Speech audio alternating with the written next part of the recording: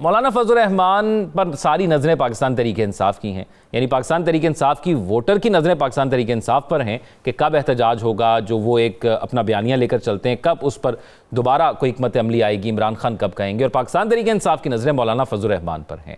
تو آپ کو کیا لگتا ہے کہ مولانا فضل الرحمان کب، کیسے، کیوں اور کس کے کہنے پر مانیں گے، اور کیا مان بھی جائیں گے؟ مولانا فضل الرحمان صاحب ہماری اس وقت کی سیاست میں ایک بہت بڑا نام ہے۔ انہیں اپنی اہمیت کا احساس ہے، انہیں اپنی اسٹریٹ پاور کا بھی احساس ہے، انہیں اپنی اسمبلی اور سینٹ میں جو ان کی سیٹیں ہیں اس کا بھی احساس ہے۔ ان کے اندر وہ جہاں دیدگی ہے، جو سمجھتی ہے، جو جانتی ہے کہ جی کس وقت کون سا جو ہے وہ کام کرنا ہے۔ مولانا صاحب یہ چارٹر آف ڈیموکریسی جو نئی شروع ہوئی ہے، مولانا صاحب یہ جو نئے اتحاد کی بات ہے، ہمارے تجزیے کے مطابق مولانا صاحب نہیں مانیں گے۔ پہلی بات، چارٹر کی بجائے اگر آپ تاریخ دیکھیں تو مولانا صاحب بارٹر پہ بلیو کرتے ہیں۔ چارٹر کی بجائے بارٹر پہ بلیو کرتے ہیں کہ ہمیں اس میں سے ملے گا کیا، اور ہماری سیاست بھی یہی ہے، پوری تاریخ گواہ ہے کہ آپ نے جس طرح بھی کہا کہ پیپلز پارٹی اور اگر مسلم لیگ نون یک جان دو قالب ہو سکتے ہیں تو پھر سیاست میں کیا نہیں ہو سکتا۔ تو سیاست میں دیکھا یہ جائے گا کہ مولانا صاحب کو آپ آفر کیا کر رہے ہیں۔ جو ہی اس اتحاد کی بات جو ہے اس کی ریوربریشن ہوا میں آتی ہیں، ساتھ ہی پرائم منسٹر شہباز شریف صاحب ان کے گھر جاتے ہیں اور ان سے ملتے ہیں، اور پھر وہ جفیاں وغیرہ اور وہ خوش گپیاں وغیرہ جو ہے شروع ہوتی ہیں، اور ایک امیج ڈیولپ ہوتا ہے کہ جہاں تک حکومت کی بات ہے انہوں دی گل ہو گئی ہے۔ دیکھیے، مولانا صاحب کو مرکز کی سیاست سے زیادہ کے پی کی سیاست پہ ان کا زیادہ فوکس ہے، ڈیرہ اسماعیل خان وغیرہ، پشاور وغیرہ، اور اس میں یہ دیکھ لیجئے گا کہ کے پی میں حکومت ہے آپ کی پی ٹی آئی کی۔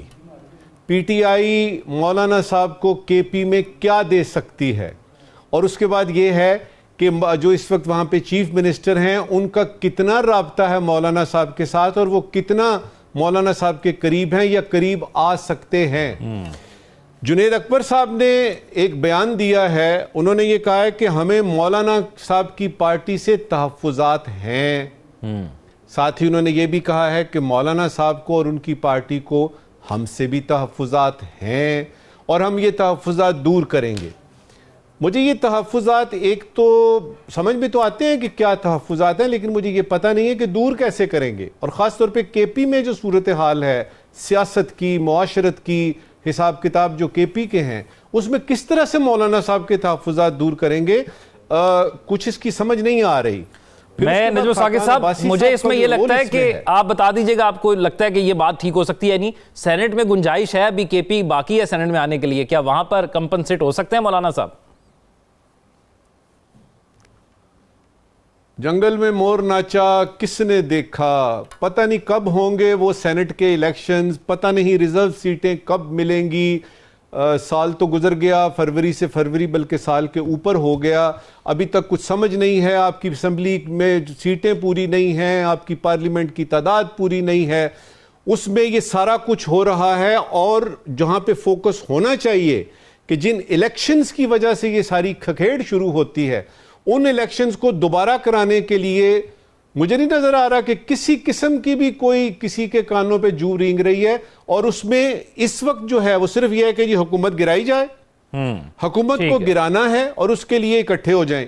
مجھے نظر نہیں آ رہا، اور اس میں اس وقت کی آخری بات کروں گا کہ ابھی ہم تھوڑے دنوں بعد دیکھیں گے، مولانا صاحب کو واپس آنے دینا، ان کے گھر میں جو تانتا بندھا تھا لوگوں کا، ہر طرف سے لوگ آ رہے تھے اور ان سے ان کے گھر میں ملاقات ہو رہی تھی، بلاول زرداری صاحب وغیرہ وغیرہ، یہ تانتا دوبارہ سے بنتا ہوا نظر آئے گا۔ لیکن باٹم لائن وہی ہے، مولانا صاحب انڈر دا سرکمسٹانسز اس چارٹر آف ڈیموکریسی اور اس قسم کے اتحاد میں آنے کے لیے نہیں مانیں گے۔ ہو سکتی ہے جو ڈونلڈ ٹرمپ کر سکتے ہیں، ایران کے ساتھ معاہدہ نہیں ہوتا نیوکلیئر تو اس سم تھنگ کا ایران کو بہت پہلے سے پتا ہے۔ یہ جو سم تھنگ کی آپ بات کر رہے ہیں نا کہ we'll have to do something, اس کا مطلب یہ ہے کہ پھر ہم طاقت استعمال کریں گے، اور وہ تو ہم نے پچھلے دنوں دیکھا نہیں اسرائیل سے اور یعنی ایران سے جو ہیں وہ ایسے لگ رہا تھا جس طرح کے میزائلوں کی کوئی پتنگ بازی ہو رہی ہے. 80 سے زیادہ میزائل جو ہیں وہ ہم نے دیکھا کہ ایران سے وہاں جاتے ہوئے, لیکن حیرانی کی بات یہ تھی کہ وہ میزائل گرتے ہیں اور کسی ایسی جگہ پہ گرتے ہیں جہاں پہ کہ کوئی بندہ نہ بشر نہ یعنی بندے کی ذات تھی, کیونکہ کسی قسم کی کیجولٹی جو ہے وہ سامنے نہیں آئی. اس کا مطلب یہ ہے کہ ڈپلومیسی نے اب اپنے رنگ بدل لیے ہیں. اب سفارتکاری جو ہے وہ میزائلوں کے ذریعے ہوتی ہے. پہلے کسی زمانے میں ڈپلومیٹس ملتے تھے, سیاستدان آپس میں ملتے تھے, بات چیت ہوتی تھی کہ جی یہ کر لیتے ہیں وہ کر لیتے ہیں. آج کل میزائل پھینک کے بتایا جاتا ہے کہ دیکھیں جی ہمارے میں اتنی طاقت ہے اور اگر آپ نے فلاں فلاں ایکشن لیا تو ہم یہ کریں گے. تھوڑی سی دیر کے لیے دیکھ لیتے ہیں کہ یہ جو خط لکھا ہے سپریم لیڈر کو ڈونلڈ ٹرمپ نے اور اس کے بعد اتنی جلدی سے ادھر سے انکار ہوا ہے, اس کے پیچھے راز کیا ہے. 2015 میں یہ ایک پلان بنتا ہے, ایکشن پلان, اس کا نام تھا joint comprehensive plan of action. اس میں یونائٹڈ نیشن سیکورٹی کونسل کے 5 پرماننٹ ممبرز یعنی امریکہ, روس, چین, فرانس اور یو کے اور اس کے ساتھ یورپین یونین 5+1 انہوں نے یعنی یہ کیا پلان آف ایکشن بنایا کہ ایران کا جو ہے نا آپ کا یہ جو آپ کا ایٹامک پروگرام ہے اس میں یہ چیزیں ہوں گی اور پیسفل پرپزز کے لیے ہوگا اور ایران مانتا ہے. بات شروع ہوتی ہے 1-2 سال میں واشنگٹن کو احساس ہوتا ہے کہ ایران وہ نہیں کر رہا جو کہ اس نے مانا تھا اور ایران جو ہے وہ کسی اور طرف جا رہا ہے. 2018 میں یہی ڈونلڈ ٹرمپ تھے یعنی صدر تھے جب انہوں نے یہ کہا کہ ہم اس معاہدے کو ختم کر رہے ہیں. اس کے بعد جو بائیڈن صاحب آتے ہیں اور باتیں چیتیں ہوتی رہتی ہیں, رکاوٹیں آتی ہیں, سٹمبلنگ بلاکس آتے ہیں. ایران اپنی اس پہ ڈٹا رہتا ہے کہ جی ہماری یعنی ایگزسٹنس کے لیے, سسٹیننس کے لیے, ہماری جو ہے وہ سلامتی کے لیے بڑا ضروری ہے کہ ہم اس پروگرام کو آگے لے کے جائیں. لیکن ادھر سے تحفظات ہیں اور خاص طور پہ ان کے پیچھے اسرائیل. اب مسئلہ اس ایگریمنٹ کو ری نیگوشیٹ کرنے کا ہے, اس کو دوبارہ سے دیکھتے ہیں اور یہی بات جو ہے انہوں نے اس خط میں کی جس پہ ایسے ایسے ایسے کر کے جواب آیا, ہم نہیں مانتے. کیوں ایران نے اچانک یہ کیا یعنی فیصلہ کیا, ذرا دیر نہیں لگائی. اس کی وجہ یہ ہے کہ ان کو فوری طور پہ نظر آیا کہ دال میں کچھ کالا ہے. کہیں ایسا تو نہیں کہ کل کو اسرائیل کو یہ حکم دے دیا جائے گا کہ دیکھیں جی اس نے یہ فلاں فلاں کیا ہے, مان گئے تھے نہیں مانے, بات کر کے مکر گئے ہیں تو جو آپ کی آئل کی تنصیبات ہیں, جو آپ کے ایٹامک حساب کتاب کے جو سائٹس ہیں ان پہ حملہ کر دیں. اور کیوں نہیں ہو سکتا حملہ, اس لیے کہ ابھی ہم نے دیکھا میزائل آتے جاتے. تو ان کو فوری طور پہ نظر آیا کہ وہ حماس سے, حزب اللہ سے, یمن میں کیا ہو رہا ہے, بیروت میں کیا ہو رہا ہے وہ سب جانتے ہیں. اچانک یہ کیا ہوا تو ان کو دال میں کالا نہیں, ان کو پوری دال ہی کالی نظر آئی تو انہوں نے انکار کر دیا. اب اس وقت کی آخری بات, امریکہ بھی یہی چاہتا ہے کہ اس کو یعنی ری نیگوشیٹ کیا جائے اور ایران بھی یہی چاہتا ہے. فرق صرف یہ ہے کہ طریقہ کار مختلف ہے. جزیات میں جب آپ جاتے ہیں تو آپ کو پتہ لگتا ہے کہ ایران جو چاہتا ہے وہ امریکہ نہیں چاہتا, اور جو امریکہ چاہتا ہے یعنی اسرائیل جو چاہتا ہے, جو ویسٹ چاہتا ہے, وہ ایران نہیں چاہتا. اب ہوگا کیا؟ چائنا فیکٹر اس میں بڑا امپورٹنٹ ہے.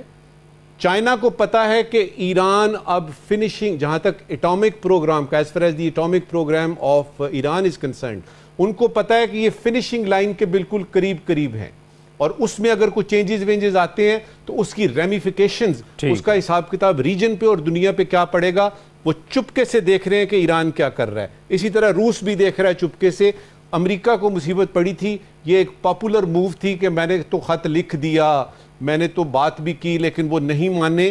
اور اب آئندہ آنے والے دنوں میں پتہ لگے گا کہ اس خط کے انکار میں, ری نیگوشیٹ نہ کرنے پہ امریکہ کیا سٹانس لیتا ہے. اور مجھے کچھ اس میں ایران کی جو بہتری ہے نا وہ نظر نہیں آ رہی.